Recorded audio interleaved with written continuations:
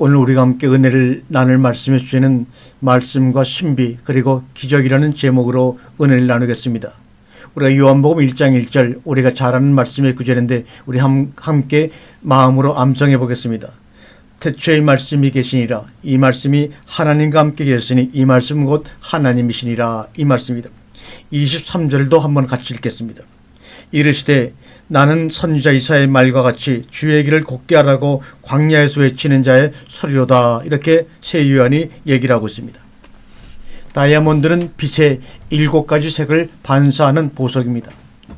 장인은 그 7가지의 빛이 최대한 잘 반사되도록 원석을 깎습니다. 금은 6가지의 색을 흡수하고 파란색만 반사한 결과 금색이 되는 것입니다. 죽은 동물의 시체는 석유가 되어 우리에게 지금껏 도움을 주면서 하나님의 위엄을 드러내고 있습니다. 작은 강물도 죽은 동물의 화석들도 자신을 지으신 하나님의 광채를 드러내는 사명을 온전히 감당하는 것을 우리는 목격하게 됩니다. 그렇다면 당신과 나는 어떤가? 당신의 몸은 무엇을 드러내며 살고 있는가? 인생은 한 줌 한 점입니다. 마지막에는 한 점 티끌로 사라지고 맙니다. 고로 지치면 지는 것, 미치면 이기는 것이 되는 것입니다. 여러분의 삶 속에서 지쳐버리면 지는 것이고 그 삶 가운데 하나님 말씀을 가지고 그 말씀 안에 미치면 이기는 것이 되는 것입니다. 당신의 인생에서 당신을 미치게 하는 것이 과연 있는가? 이 시간에 한번 생각해 보시길 바랍니다. 미칠 때까지 미치면 반드시 꿈은 이루어지고 맙니다. 인간 수명이 늘어났다고 안심하면서 천년만년 살 것 같다는 착각을 빨리 버려야 합니다. 저는 요양원의 예배를 여러 번 다니면서 그 70, 80된 분들이 치매니 또는 때로는 여러 가지 병에 걸려 정말 갇혀있는 공간에서 살아가는 모습을 바라볼 때 진정 수명이 늘어난 것이 우리에게 복된 것인지 스스로 한번 자문해 볼 때가 너무나 많이 있습니다. 수명이 늘어난 결과 몸이 다 지쳐 소진되기 전 정신이 탈진되어 사람들은 고통에 빠지는 것을 볼 수가 있습니다. 그러한 분들이 점점 늘어나서 영원히 그들을 다 수용하지 못하고 있다고도 합니다.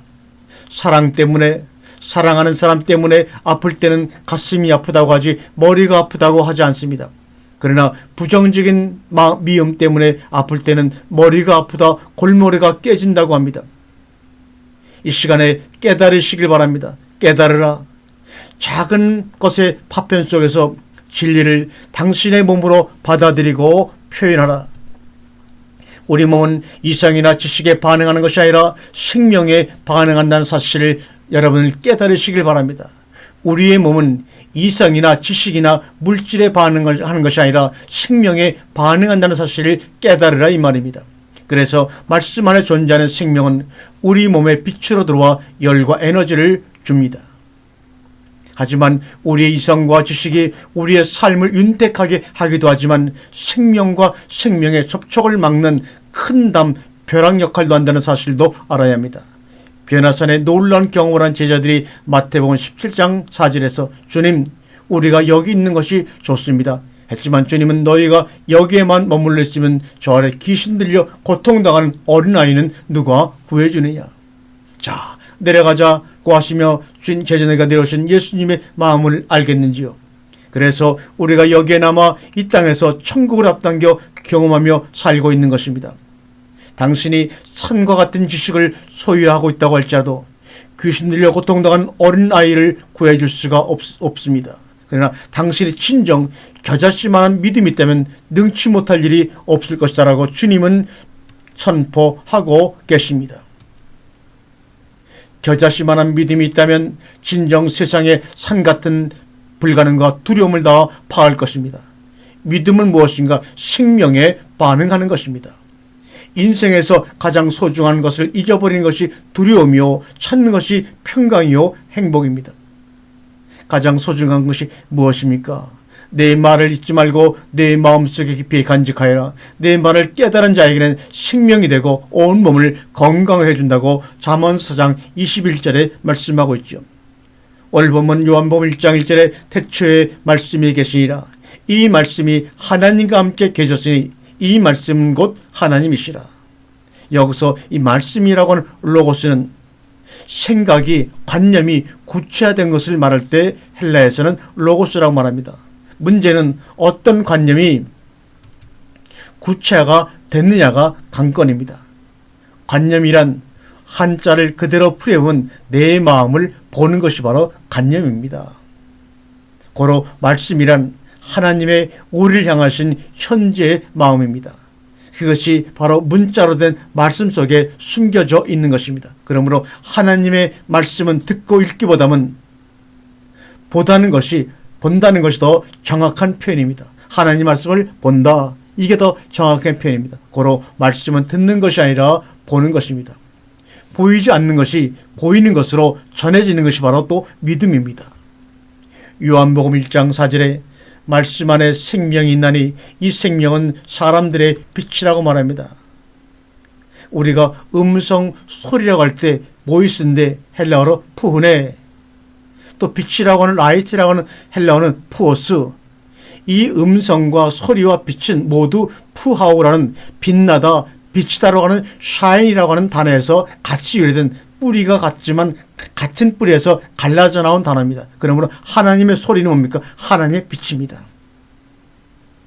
관념을 구체화시키는 동력이 바로 사랑입니다. 하나님은 사랑이시다. 그래서 그렇게 말씀을 하고 있는 것입니다. 그 하나님의 사랑이 예수님을 통하여 빛으로 우리에게 비추어져 드러나는 것이 바로 또한 말씀입니다. 그러므로 말씀은 빛을 통하여 우리에게 보여지는 것입니다. 또 그 말씀은 소리를 통하여 우리에게 보여지는 것입니다. 왜요? 소리라는 말과 빛이라는 말은 같은 단어에서 나온 말이기 때문에 그렇습니다. 그 말씀이 십자가상의 성육신 사건으로 드러났고 그것을 더욱더 구체적으로 인지하고 몸을 통해 드러나도록 성령이 오늘 이 시간 우리 안에 내주하시는 것입니다. 그러나 예수님을 영접하지 못한 사람들은 돈, 지식, 권력, 명예, 권력에 대한 생각을 구체화시킨 것이 그들에게는 바로 말씀입니다.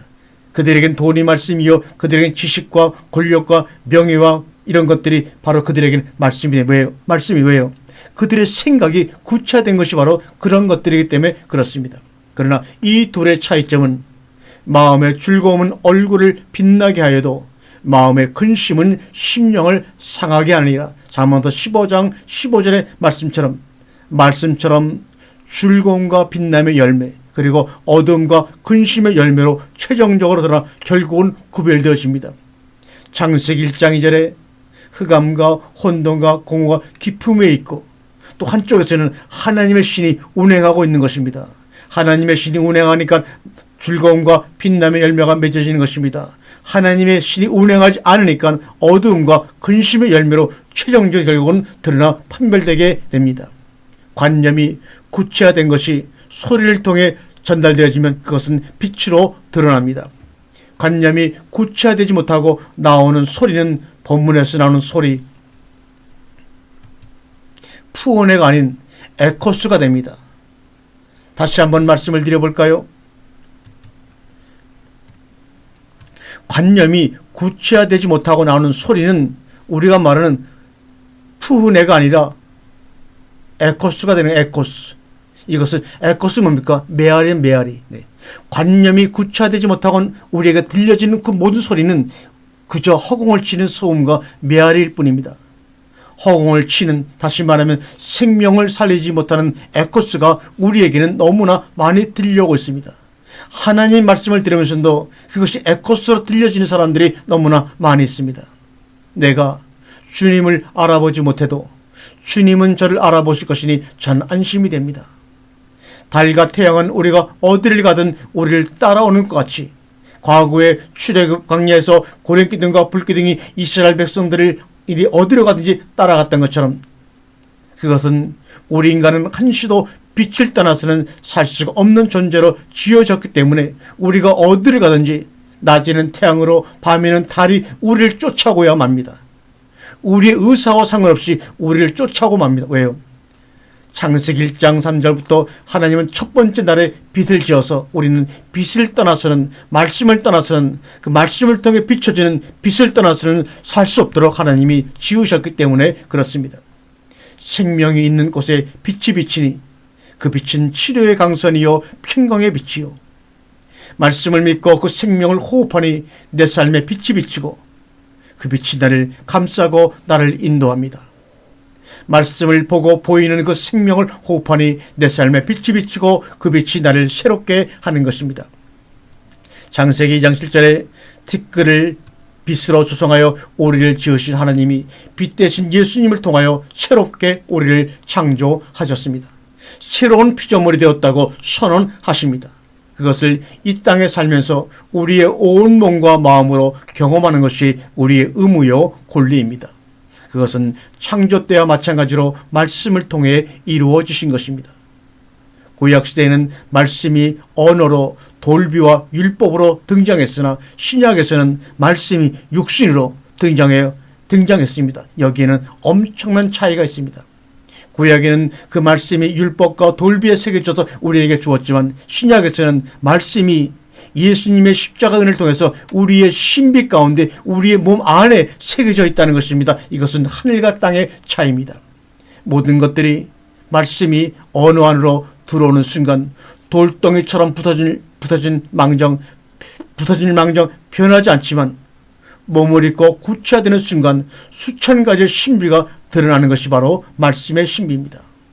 그래서 바로 말씀으로 천지창조 과업을 함께 하셨던 예수님이 인간의 몸을 입고 이 땅에 오셔서 하나님의 신비를 마음껏 십자가상에 드러내시는 것입니다. 주님이 몸으로 보여주신 하나님의 신비와 유업을 경험하고 영광 돌리라고 예수님을 따르는 자마다 자기 십자가를 지고 따라오라고 우리에게 부탁하고 계시는 것입니다. 여러분, 우리에게 주어진 십자가를 지고 따름으로 말미암아 주님이 몸으로 보여주신 하나님의 신비와 위엄을 경험하는 복된 남은 생애가 되기를 주님의 이름으로 간절히 축원합니다. 아멘.